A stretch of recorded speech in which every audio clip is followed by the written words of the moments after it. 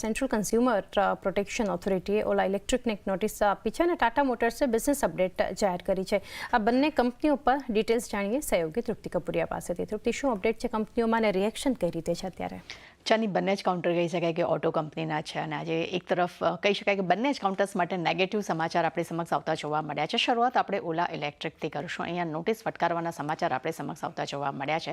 કંપનીને CCPA પાસેથી એક નોટિસ મળી છે, એટલે કે સેન્ટ્રલ કન્ઝ્યુમર પ્રોટેક્શન ઓથોરિટી પાસેથી તેમને નોટિસ મળી છે. ખાસ કરીને કંપનીને સર્વિસમાં ઉણપ માટે જે ક્લાસ એક્શન કારણ બતાવો જે છે તે નોટિસ મોકલવામાં આવી છે અને કંપનીને લગભગ 15 દિવસમાં આનો જવાબ પણ આપવાનો રહેશે. એટલે અગર સરળ ભાષામાં સમજાવવાની વાત કરું તો સર્વિસમાં જે ખામીઓ છે અને ખાસ કરીને તેમના અનફેર ટ્રેડ પ્રેક્ટિસીસ છે અને ગ્રાહકોના અધિકારોનું જે ઉલ્લંઘન કર્યું છે, આ મામલે તેમને નોટિસ આપવામાં આવી છે. આનો જવાબ કંપનીએ આપ્યો પણ છે. કંપનીએ નોટિસ સામે જવાબ આપ્યો છે કે તેઓ નિયમની જે જવાબદારી છે તેઓ તેનું પાલન પણ કરશે. તે સિવાય પણ બીજા ઘણા બધા જવાબ રહેશે તેના જવાબ તેમને 15 દિવસમાં ચૂકવવાના રહેશે.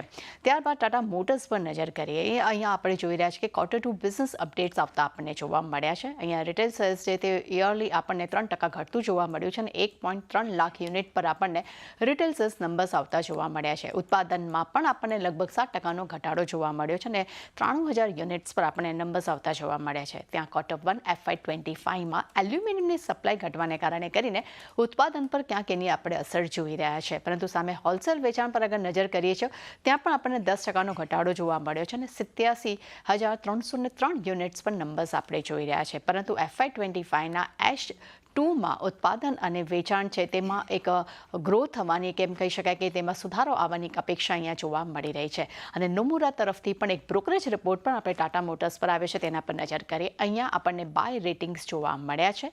લક્ષ્યાંકના ફ્રન્ટ પર આપણે નજર કરશું તો તેમને 1303 રૂપિયા પ્રતિ શેર આપ્યા છે. અને આજે આપણે જોઈ રહ્યા છીએ કે ઓલા ઇલેક્ટ્રોનિકમાં નો ડાઉટ થોડું ઘણું આપણે બાઇંગ તરફ કાઉન્ટર જોવા મળી રહ્યું છે, પરંતુ ટાટા મોટર્સમાં આપણે સારું એવું સેલિંગ અત્યારે માર્કેટ ઓપનિંગ પછી જ આપણે તરત જોવા મળ્યું છે.